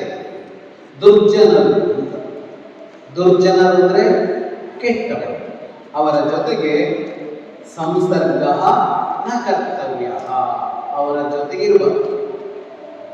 ಅವರ ಜೊತೆಗಿದ್ರೆ ನಮಗೆ ಕಷ್ಟ. ಯಾಕೆ ಕಷ್ಟ? ಸಾಕಷ್ಟು ತರಹದಲ್ಲಿ ಕಷ್ಟ. ಏನದು? ಯಾರ ಜೊತೆಗಿರ್ತೀವೋ ಅವ್ರ ಸ್ವಭಾವ ಸ್ವಲ್ಪನಾದ್ರೂ ನಮ್ಮ ಮೇಲೆ ಪ್ರಭಾವ ಬೀರುತ್ತೆ. ನಮ್ಮ ಜೊತೆಗೆ ಯಾರಿರ್ತಾರೋ ಅವ್ರ ಸ್ವಭಾವ ಗೊತ್ತಾಗದೆ ನಮ್ಮ ಮೇಲೆ ಪ್ರಭಾವ ಬೀರುತ್ತೆ. ಒಳ್ಳೆಯವರ ಜೊತೆಗಿದ್ರೆ ಒಳ್ಳೆ ಗುಣ ಬರುತ್ತೆ, ಕೆಟ್ಟವರ ಜೊತೆಗಿದ್ರೆ ಸಹವಾಸ ದೋಷ. ಕೆಟ್ಟವರ ಜೊತೆಗಿದ್ರೆ ಕೆಟ್ಟ ಗುಣ ನಮಗೆ ಬರುತ್ತೆ. ಅದರ ಜೊತೆಗೆ ಏನು ಅಂದ್ರೆ, ಈ ಕೆಟ್ಟವರು ಏನ್ ಮಾಡ್ತಾರೆ? ಏನೋ ಬೇಡದ ಕೆಲಸ ಮಾಡ್ತಾರೆ. ಅವ್ರ ಜೊತೆಗಿರೋದ್ರಿಂದ ಜನ ಏನ್ ಅನ್ಕೋತಾರೆ? ನಮ್ಮನ್ನೂ ಕೆಟ್ಟವರು ಅಂತ ಅಂದ್ಕೊಂಡು ನಮಗೂ ಬಿಟ್ಟು ಬಿಡುತ್ತೆ. ಕೆಟ್ಟವರ ಜೊತೆಗಿದ್ದರೆ ನಮಗೆ ಕೆಟ್ಟ ಹೆಸರು ಬರುತ್ತೆ, ಪೆಟ್ಟು ಬೀಳತ್ತೆ, ಮತ್ತು ನಾವು ಪಾಪ ಮಾಡಬೇಕಾಗುತ್ತೆ, ತಪ್ಪು ಕೆಲಸ ಮಾಡೋ ಥರ ಆಗುತ್ತೆ. ತಪ್ಪು ಕೆಲಸ ಮಾಡಿದ್ರೆ ಏನಾಗುತ್ತೆ? ಪಾಪ ಬರುತ್ತೆ. ಮಹಾಭಾರತದಲ್ಲೇ ಯಾರನ್ನ ನೆನ್ಪು ಮಾಡ್ಕೋಬಹುದು? ಕೆಟ್ಟವ್ರ ಜೊತೆಗಿದ್ದವ್ರನ್ನ. ಕರ್ಣ ಒಬ್ಬನೇನಾ? ಶಕುನಿ ಅಲ್ಲ, ಅವನೇ ಕೆಟ್ಟವನು. ಒಳ್ಳೆಯವರು ಯಾಕೆ ಕೇಳಿದ್ರು? ಭೀಷ್ಮ, ದ್ರೋಣ, ವಿದುರ. ಇಲ್ಲ, ಇಲ್ಲಿ ಭೀಷ್ಮ ದ್ರೋಣ ಎಲ್ಲ ಇದ್ರಲ್ಲ, ಅವರನ್ನ ಪೂರ್ಣ ಕೆಟ್ಟವರ ಜೊತೆಗಿದ್ದು ಕೆಟ್ಟು ಹೋದವರು ಅಂತ ಹೇಳೋಕ್ಕಾಗಲ್ಲ. ಕರ್ಣನನ್ನು ಹೇಳೋಕ್ಕಾಗಲ್ಲ. ಅವರೆಲ್ಲ ಹೇಗಿದ್ರು ಅಂದ್ರೆ, ಅವರದ್ದೇ ಆದ ಕಾರಣಕ್ಕೆ ದುರ್ಯೋಧನ ಜೊತೆಗಿದ್ರು. ಆದ್ರೆ ಅವ್ರು ಯಾರು ತಾವು ಕೆಟ್ಟ ಕೆಲಸ ಮಾಡಲಿಲ್ಲ. ಮನೆಗೆ ಯುದ್ಧ ಮಾಡುವಾಗ ನಿಲ್ಲೋದು ಅನಿವಾರ್ಯ ಆಯಿತು, ನಿಂತ್ಕೊಂಡ್ರು ಅನ್ನೋದು ಬಿಟ್ರೆ ಅಲ್ಲಿಯವರೆಗೆ ಅವ್ರು ಯಾರು ದುರ್ಯೋಧನ ಮಾಡಿರೋ ಕೆಟ್ಟ ಕೆಲಸ ಮಾಡಲಿಲ್ಲ. ಅವನನ್ನು ತಿದ್ದುತ್ತಾ ಇದ್ರು. ನನ್ಗೆ ಗೊತ್ತಿತ್ತು ಇದಿಷ್ಟು ಹೆಸರು ಬರುತ್ತೆ ಅಂತ, ಅದಕ್ಕೆ ಹೇಳ್ತೀನಿ. ಆದ್ರೆ ಅವರೆಲ್ಲ ಹೇಗಿದ್ರು ಅಂದ್ರೆ, ಕೆಲವರು ಹೇಗಿರ್ತಾರೆ, ಯಾರ ಜೊತೆ ಇದ್ರು ಇವರು ವ್ಯಕ್ತಿತ್ವ ಉಳಿಸ್ಕೊಳ್ತಾರೆ, ಇವ್ರ ಪರ್ಸನಾಲಿಟಿ ಉಳಿಸ್ಕೊಳ್ತಾರೆ. ಆ ಶಕ್ತಿ ಇರುತ್ತೆ, ಅಂದ್ರೆ ಎಲ್ಲರಿಗೂ ಇರುತ್ತೆ ಅಂತ ಹೇಳೋಕ್ಕಾಗಲ್ಲ. ಹಾಗಾಗಿ ಉಳಿಸ್ಕೊಳೋಕ್ಕಾಗಲ್ಲ. ಒಂದನೇದು. ಎರಡನೇದು ಏನಾಗುತ್ತೆ ಅಂದ್ರೆ, ನಾವು ಸರಿಯಾಗಿದ್ರು ಕೂಡ ಜನ ಏನ್ ಅನ್ಕೋತಾರೆ? ಅವನ ಜೊತೆಗಿದ್ದಾನೆ ಅಂದ್ರೆ ಇವನು ಸರಿ ಇಲ್ಲ ಅಂತ ಅನ್ಕೋತಾರೆ. ಅನ್ಕೊಳಲ್ವಾ? ಈಗ ನೀವು ಅನ್ಕೊಂಡ್ರಿ ಅಲ್ವಾ? ಹಾಗೆ ಅನ್ಕೋತಾರೆ. ದುರ್ಯೋಧನ ಜೊತೆಗಿದ್ದವರೆಲ್ಲ ಕೆಟ್ಟವರು ಅಂತ ಅನ್ಕೊಂಡ್ಬಿಡ್ತಾರೆ. ಹಾಗಾಗತ್ತೆ ಅಂತ. ಭೀಷ್ಮ ದ್ರೋಣ ಅಲ್ಲ, ಕೆಟ್ಟ ಹೆಸರು ತಗೊಂಡ ಹಾಗೆ ಆಗತ್ತೆ ಅಂತ. ಹಾಗಾಗಿ ದುರ್ಜನರ ಜೊತೆಗೆ ಇರಬಾರದು. ನ ದುರ್ಜನೈ ಸಹ ಸಂಗಃ ಕರ್ತವ್ಯ. ಯಾರು ನಮಗೆ ಗೆಳೆಯರಾಗಿರ್ಬೇಕು, ನಾವು ಯಾರ ಜೊತೆಗೆ ಮಾತಾಡಬೇಕು, ಯಾರ ಜೊತೆಗೆ ನಮ್ಮ ವಿಷಯ ಹಂಚ್ಕೋಬೇಕು. ಒಂದು ಸೂತ್ರ ಬಂತಲ್ವಾ? ಶುದ್ರೈ ಸಹ ಗುಹ್ಯ ಪ್ರಕಾಶನಂ ನ ಕುರ್ಯಾತ್ ಅಲ್ವಾ? ಯಾರನ್ನೋ ಫ್ರೆಂಡ್ ಮಾಡ್ಕೊಂಡ್ಬಿಡ್ತೀವಿ, ಯಾರನ್ನೋ ಕ್ಲೋಸ್ ಸರ್ಕಲ್ ಬಿಟ್ಕೋತೀವಿ, ನಮ್ಮ ಗುಟ್ಟೆಲ್ಲ ಹೇಳ್ತೀವಿ, ಅವರು ಗುಟ್ಟನ್ನ ಇನ್ನೊಂದು ಕಡೆ ಹೇಳ್ತಾರೆ. ಅದಕ್ಕೇನೆ ಯಾರ ಜೊತೆ ನಾವಿರಬೇಕು, ನಮ್ಮ ಜೊತೆ ಯಾರಿರಬೇಕು ಅಂತ ನಿರ್ಣಯ ಮಾಡ್ಕೋಬೇಕು. ಮುಂದಿನ ಸೂತ್ರಕ್ಕೆ ಹೋಗೋಣ. ಮಿತ ಭೋಜನಂ ಸ್ವಾಸ್ಥ್ಯಂ.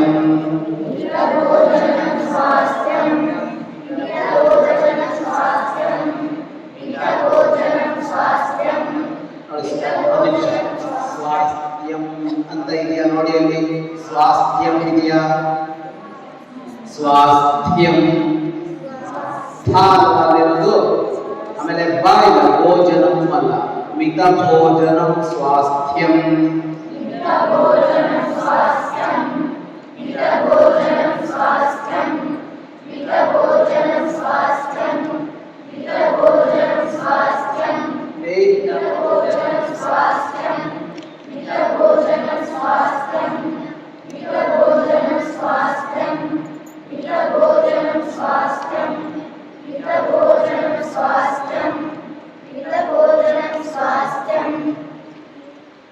ಸ್ವಾಸ್ಥ್ಯ ಅಂದ್ರೆ ಆರೋಗ್ಯ. ಕೇಳಿದಿರ ಸ್ವಾಸ್ಥ್ಯ ಅಂತ ಶಬ್ದನ? ಸ್ವಾಸ್ಥ್ಯ ಅಂದ್ರೆ ಆರೋಗ್ಯ ಅಂತ ಇನ್ನೂ ವಿಶೇಷ ವಿಶಾಲ ಅರ್ಥ ಇದೆ. ಇಷ್ಟಕ್ಕೆ ಇಟ್ಕೊಳ್ಳೋಣ. ಸ್ವಾಸ್ಥ್ಯ ಅಂದ್ರೆ ಏನು? ಆರೋಗ್ಯ. ಆರೋಗ್ಯ ಚೆನ್ನಾಗಿರ್ಬೇಕು ಅಂತ ಅಂದ್ರೆ ಮಿತ ಭೋಜನ ಮಾಡಬೇಕು. ಏನಂತಂದ್ರೆ ಮಿತ ಭೋಜನ ಅಂದ್ರೆ ಆ? ಆ? ಕೇಳಿಸ್ತಿಲ್ಲ ಲಿಮಿಟೆಡ್, ಕಡಿಮೆ, ಅದೇನು ಕೇಳಿಸ್ಕೊಂಡಿದ್ಯಾ? ಮಿತ ಭೋಜನ ಅಂದ್ರೆ ಎಲ್ಲ ಏನ್ ಅನ್ಕೊಂಡಿದೀವಿ? ಕಡಿಮೆ, ಲಿಮಿಟ್ ಅಂತ ಅನ್ಕೊಂಡಿದೀವಲ್ಲ. ಮಿತ ಅಂದ್ರೆ ಹಾಗಲ್ಲ. ಮಿತ ಅಂದ್ರೆ ಅಳೆದದ್ದು ಅಂತ. ಮಿತ ಅಂದ್ರೇನು? ಅಳೆಯಲ್ಪಟ್ಟಿದ್ದು ಅಂತ. ಅಳೆಯಲ್ಪಟ್ಟಿದ್ದು ಅಂದ್ರೆ ಅಂಗಡಿಗೆ ಹೋಗಿ 1 kg ಅಕ್ಕಿ ಕೊಡಿ ಅಂತ ಹೇಳ್ತೀವಿ. 1 kg ಅಕ್ಕಿ ಕೊಡಿ ಅಂದ್ರೆ ಈಗ ತೆಗೆದು ಕೊಡ್ತಾನ ಅವನು ಹೆಂಗ್ ಕೊಡ್ತಾನೆ? ತೂಕ ಮಾಡ್ತಾನೆ ಅಲ್ವಾ? ನಮ್ಮ ಊಟ ತೂಕ ಮಾಡಿ ಇರಬೇಕು ಅಂತ. ಹಂಗಂದ್ರೆ ಏನು? ಅಡಿಗೆ ಮನೆಯಲ್ಲಿ ಒಂದು ತಕ್ಕಡಿ ತಂದು ಇಟ್ಕೊಂಡು ಇಷ್ಟು ಗ್ರಾಮ್ ಇದು, ಇಷ್ಟು ml ಅದು ಅಂತ ಅಲ್ಲ. ಎಷ್ಟು ಊಟ ಮಾಡಬೇಕು ಅನ್ನೋದಕ್ಕೆ ಅಳತೆ ಇರಬೇಕು, ಲೆಕ್ಕಾಚಾರ ಇರಬೇಕು. 2 ತರ ಸಮಸ್ಯೆ ಇದೆ ನಮಗೆ. 2 ತರ ಸಮಸ್ಯೆ ಏನು? ಕೆಲವರು ಅವಶ್ಯಕತೆಗಿಂತ ಜಾಸ್ತಿ ತಿಂತಾರೆ, ಅವಶ್ಯಕತೆಗಿಂತ ಹೆಚ್ಚು ತಿಂತಾರೆ. ಇನ್ನು ಕೆಲವರು ಅವಶ್ಯಕತೆಗಿಂತ ಕಡಿಮೆ ತಿಂತಾರೆ ಒಟ್ಟು ಊಟದಲ್ಲಿ. ಅದರ ಜೊತೆಗೆ ಯಾವುದೆಷ್ಟು ತಿನ್ನಬೇಕು ಅದರಲ್ಲಿ ಅಂತ. ಈಗ ಅದರಲ್ಲಿ ಪೋಷಕಾಂಶ ಇರುತ್ತೆ, ವಿಟಮಿನ್ ಇರುತ್ತೆ ಅಲ್ವಾ? ಅದರಲ್ಲಿ ಸತ್ವ, ರಜಸ್ಸು, ತಮಸ್ಸು ಇರುತ್ತೆ. ಯಾವುದು ಎಷ್ಟೆಷ್ಟು ಪ್ರಮಾಣದಲ್ಲಿ ಇರಬೇಕು ಒಟ್ಟು ಅಂತ, ಯಾವ ಯಾವ ಪೋಷಕಾಂಶಗಳೆಲ್ಲ ಹೋಗ್ಬೇಕು ದೇಹಕ್ಕೆ, ಮತ್ತೆ ಎಷ್ಟು ಇರಬೇಕು. ಈಗ ಉಪ್ಪಿದೆಯಲ್ಲ, ಉಪ್ಪು ತಿನ್ನದೇ ಇದ್ರೆ ಬದುಕೋಕ್ಕಾಗಲ್ಲ, ತುಂಬಾ ಅನಾರೋಗ್ಯ ಬರುತ್ತೆ. ಉಪ್ಪು ತಿನ್ನದೇ ಇದ್ರೆ ತುಂಬಾ ಅನಾರೋಗ್ಯ ಬರುತ್ತೆ. ಒಂದೊಂದು ಮುಷ್ಟಿ ತಿನ್ನೋಣ, ರೋಗ ಬರುತ್ತೆ. ಉಪ್ಪು ಜಾಸ್ತಿ ತಿಂದ್ರೆ ರೋಗ ಬರುತ್ತೆ, ತಿನ್ನದೇ ಇದ್ರೆ ರೋಗ ಬರುತ್ತೆ. ಖಾರ ತುಂಬಾ ತಿಂದ್ರೆ ರೋಗ ಬರುತ್ತೆ, ಖಾರನೇ ತಿನ್ನದೇ ಇದ್ರು ದೇಹಕ್ಕೆ ಸಮಸ್ಯೆ ಆಗುತ್ತೆ. ಸಿಹಿ ಜಾಸ್ತಿ ತಿಂದ್ರೆ ಏನ್ ಹೇಳಿದೆ ಅಂತ ಕೆಲಸ. ಋಷಿಗಳೆಲ್ಲ ಎಲ್ಲ 365 ದಿವಸ ಇಟ್ಟು ಅವರು ಇಡೀ ಬದುಕಿದೆಯಲ್ಲ, ಅವಾಗ ಬರೀ ಹಾಲು ಕುಡಿತಾ ಇದ್ರು, ಹಿಂಗೆಲ್ಲ ಇಲ್ಲ. ಅವರು ತಪಸ್ಸು ಮಾಡುವಾಗ ಅದು ವ್ರತ ಆಗಿರ್ತಾ ಇತ್ತು. ವ್ರತ ಮಾಡುವಾಗ ನಿಯಮ ಇಟ್ಕೊತಾ ಇದ್ರು. ಆ ನಿಯಮ ಇಟ್ಕೊಂಡಾಗ ಬರೀ ಹಾಲು, ಬರೀ ನೀರು ಈ ತರ ಮಾಡ್ತಾ ಇದ್ವಿ. ಯಾವಾಗಲೂ ಅವ್ರು ತಿಂತಾ ಇರಲಿಲ್ಲ. ಷಡ್ರಸೋಪೇತವಾದ ಭೋಜನ ಅಂತ 6 ರಸ ಇರಬೇಕು ಅಂತ. ಕಹಿ, ಒಗರು, ಸಿಹಿ, ಖಾರ, ಇನ್ಯಾವುದು ಹುಳಿ, ಉಪ್ಪು. ಈ 6 ರಸಗಳು ಇರ್ತಾ ಇತ್ತು ಅವ್ರ ಊಟದಲ್ಲಿ. ಯಾವುದೋ ತಪಸ್ ಮಾಡುವಾಗ, ಯಾವುದೋ ವ್ರತ ಮಾಡುವಾಗ ಅದನ್ನೆಲ್ಲ ಬಿಟ್ಟಿರ್ತಾ ಇದ್ರು ಅಷ್ಟೇ. ಇಲ್ಲದೇ ಇದ್ರೆ ನಮ್ಮ ದೇಹಕ್ಕೆ ಮತ್ತು ಮನಸ್ಸಿಗೆ ಶಕ್ತಿ ಚೈತನ್ಯಗಳು ಬರಬೇಕು ಅಂದ್ರೆ 6 ರಸಗಳು ಹೋಗಲೇಬೇಕು. ಇದು ಮಿತವಾಗಿರ್ಬೇಕು. ಮಿತವಾಗಿರ್ಬೇಕು ಅಂದ್ರೆ ಅಳತೆ ಇರಬೇಕು ಅಂತ, ಯಾವುದೋ ಒಂದೇ ತಿನ್ನಬಾರ್ದು. ಇದಕ್ಕೇನು ದೊಡ್ಡ ವಿಷಯ ಅಂತಲ್ಲ. ನಮ್ಮ ಊಟ ಇರುತ್ತಲ್ಲ, ನಮ್ಮ ಪಾರಂಪರಿಕ ಊಟ ಇದೆಯಲ್ಲ ನೋಡಿ, ಅದರಲ್ಲೆಲ್ಲ ಇರುತ್ತೆ ನೋಡಿ. ಅದ್ರಲ್ಲಿ ಯಾವುದೋ ಒಂದು ಸಿಹಿ ಆಗ್ತಿರುತ್ತೆ, ಯಾವುದೋ ಒಂದು ಕಹಿ ಆಗ್ತಿರುತ್ತೆ, ಯಾವುದೋ ಒಂದು ಸಪ್ಪೆ ಇರುತ್ತೆ. ಈ ಮಜ್ಜಿಗೆ ಇದೆಯಪ್ಪ, ಏನ್ ಗುಣ ಇದೆ ಅದರಲ್ಲಿ ತಿನ್ನುವ ಕಾಣಿಸೋದು? ಏನ್ ರಸ ಇದೆ ಅದಕ್ಕೆ? ಹಿಂಗೆ ಒಂದೊಂದಕ್ಕೊಂದೊಂದು ಇರುತ್ತೆ. ಇದೆಲ್ಲ ಸೇರಿ ಊಟ ಅಲ್ವಾ? ಬರೀ ಸಾರು ತಿನ್ನೋಲ್ಲ, ಬರೀ ಅನ್ನ ತಿನ್ನೋಲ್ಲ, ಬರೀ ರೊಟ್ಟಿ ತಿನ್ನೋಲ್ಲ, ಬರೀ ಪಲ್ಯ ತಿನ್ನೋಲ್ಲ, ಒಂದು ತರಕಾರಿ ಇದೆ, ಏನೇನೆಲ್ಲ ಸೇರಿಸ್ಕೊಂಡಿರ್ತೀವಿ. ಇವೆಲ್ಲ ಸೇರಿದಾಗ ಏನಾಗುತ್ತೆ? ಅದು ಮಿತಾಹಾರ ಆಗುತ್ತೆ. ಅದೇ ಮಿತಾಹಾರ ಅಂದ್ರೆ ಅಳದಿದೆ ಯಾವ್ದ್ಯಾವ್ದು ಎಷ್ಟೆಷ್ಟು ಬೇಕು ಅಂತ. ಈಗ ಇರೋದೇ ಕರೆಕ್ಟ್ ಆಗಿದೆ ಅಂತ ಅಲ್ಲ, ಈಗ ನಾವು ತಿಂತಾ ಇರೋದೇ ಪರ್ಫೆಕ್ಟ್ ಅಂತ ಅಲ್ಲ. ಅಂದ್ರೆ ಒಟ್ಟು ಆ ಆಹಾರದಲ್ಲಿ ಅದರ ತುಂಬಿಸಿದ್ರು. ಹಾಗಾಗಿ ಮಿತ ಭೋಜನ ಸ್ವಾಸ್ಥ್ಯ. ಆರೋಗ್ಯ ಕಾಪಾಡಿಕೊಳ್ಬೇಕು ಅಂತ ಅಂದ್ರೆ ಏನ್ ಮಾಡ್ಬೇಕು? ಊಟ ಸರಿಯಾಗಿ ಮಾಡಬೇಕು. ಅಳತೆ ಒಳಪಟ್ಟು ಊಟ ಮಾಡಿದ್ರೆ ರೋಗ ಬರಲ್ಲ. ನಮ್ಮ ರೋಗಗಳೆಲ್ಲ ಬರೋದು ಎಲ್ಲಿಂದ ಅಂದ್ರೆ ನಾವು ತಿನ್ನುವ ಆಹಾರದಿಂದ. ಆಹಾರವೇ ಶಕ್ತಿ ಕೊಡಬೇಕು, ಆಹಾರವೇ ಆರೋಗ್ಯ ಕೆಡಿಸೋ ಥರ ಆಗಿರುತ್ತೆ. ಮುಂದಿನ ಸೂತ್ರಕ್ಕೆ ಹೋಗೋಣ.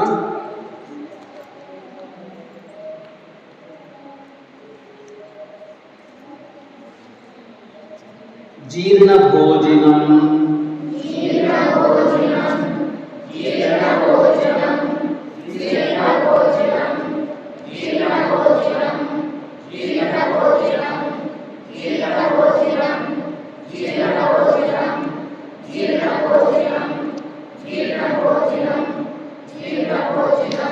ವ್ಯಾಧನ್ನೋಪಸರ್ಪತಿ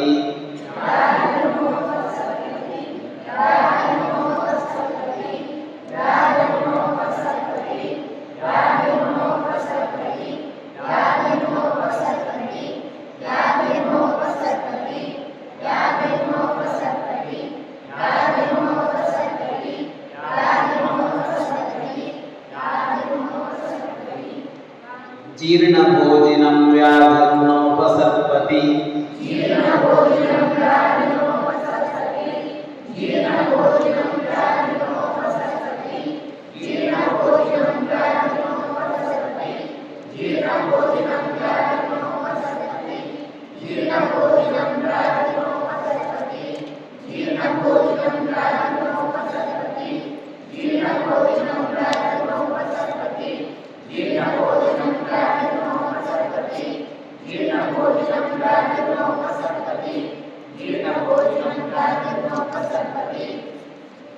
ಇದು ಇನ್ನೊಂದು ಆರೋಗ್ಯಕ್ಕೆ ಸಂಬಂಧಪಟ್ಟಿದ್ದು. ಜೀರ್ಣ ಭೋಜನ, ಜೀರ್ಣ ಆದ ಮೇಲೆ ಊಟ ಮಾಡಬೇಕು. ಮೊದಲು ತಿಂದಿದ್ದು ಪೂರ್ಣ ಜೀರ್ಣ ಆದ ಮೇಲೆ ಊಟ ಮಾಡಬೇಕು. ಹಾಗೆ ಊಟ ಮಾಡಿದರೆ ವ್ಯಾಧಿ ನ ಉಪಸರ್ಪತಿ, ರೋಗ ನಮ್ಮ ಹತ್ರ ಬರೋದು. ನಾವೇನ್ ಮಾಡ್ತೀವಿ, ಜೀರ್ಣ ಆಗಿದೆಯೋ ಇಲ್ವೋ ಅನ್ನೋ ಸಂಬಂಧ ಇಲ್ಲ. ತಿನ್ಬೇಕು ಅನ್ಸಿದಾಗೆಲ್ಲ ತಿಂತೀವಿ, ಒಳಗೋಗ್ತೀವಿ, ಏನೋ ತೆಗಿತೀವಿ, ಬಾಯಿಗೆ ಹಾಕೋತೀವಿ, ಬಾಯಿ ಆಡಿಸ್ತೀವಿ ಅಲ್ವಾ. ಈಗೇನು ಸಿಗ್ತಾ ತಿಂತಾ ಇರ್ತೀವಿ, ಸಣ್ಣದು ದೊಡ್ಡದು ಏನೋ. ಇದೇನು ಮಾಡುತ್ತೆ ಅಂತ ಅಂದ್ರೆ ಜೀರ್ಣಾಂಗ ವ್ಯವಸ್ಥೆಯನ್ನು ಹಾಳು ಮಾಡುತ್ತೆ. ಅಲ್ಲೇನಾಗುತ್ತೆ, ಪೂರ್ಣ ಜೀರ್ಣ ಆಗಿದ್ದು, ಮುಕ್ಕಾಲು ಜೀರ್ಣ ಆಗಿದ್ದು, ಅರ್ಧ ಜೀರ್ಣ ಆಗಿದ್ದು, ಜೀರ್ಣ ಆಗದೆ ಇದ್ದಿದ್ದು ಎಲ್ಲ ಸೇರಿ ಹೊಟ್ಟೆ ಒಳಗಡೆ ಏನೇನೋ ಆಗುತ್ತದೆ. ಅದಕ್ಕೆ ಅರ್ಥನೇ ಆಗೋಲ್ಲ. ಯಾವುದಕ್ಕೆ ಒಳಗಡೆ ಒಂದು ಕೆಲಸ ಮಾಡುತ್ತಲ್ಲ, ಆ ಮಿಷಿನಿಗೆ ಏನು ಮಾಡಬೇಕು ಅಂತ ಅರ್ಥ ಆಗಲ್ಲ. ಇದು ಹೊಸದಾಗಿ ಬಂದಿದೆ, ಅದೀಗ ಅರ್ಧ ಜೀರ್ಣ ಆಗಿದೆ, ಯಾವುದ್ರ ಮೇಲೆ ಕೆಲಸ ಮಾಡಬೇಕು ಅಂತ ಗೊತ್ತಾಗದೆ ಇರೋ ಥರ ಗೊಂದಲ ಆಗುತ್ತೆ. ಆದರೆ ಏನು ಮಾಡ್ತಾ ಇದ್ದೀವಿ ನಾವು, ಆವಾಗ ತಗೋತಾ ಇದ್ದೀವಿ. ಯಾವಾಗ ತಗೊಳ್ಬೇಕು ಅಂತ ಅಂದರೆ ಜೀರ್ಣ ಆಗಿದೆ. ಜೀರ್ಣ ಆಗಿದೆ ಗೊತ್ತಾಗುತ್ತೆ ನಮಗೆ, ಗೊತ್ತಾಗಲ್ವಾ ಜೀರ್ಣ ಆಗಿದ್ದು ಅಲ್ವಾ? ಕರೆಕ್ಟ್ ನೀನು ಹೇಳೋದು.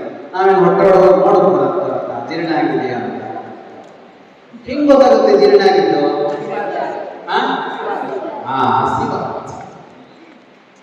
ಹಸಿವಾದಾಗಲೂ ಪೂರ್ಣ ಜೀರ್ಣ ಆಗಿರುತ್ತೆ ಅಂತ ಅಲ್ಲ, ಒಂದು ಮಟ್ಟಿಗೆ ಅದು ನಮಗೆ ಸೂಚನೆ ಕೊಡುತ್ತೆ ಖಾಲಿಯಾಗಿದೆ ಅನ್ನೋ ಥರ. ಯಾಕೆಂದ್ರೆ ಹಸಿವಾದಾಗಲೂ ಜೀರ್ಣ ಆಗದ ಅಂಶಗಳು ಉಳ್ಕೊಂಡಿರುತ್ತೆ.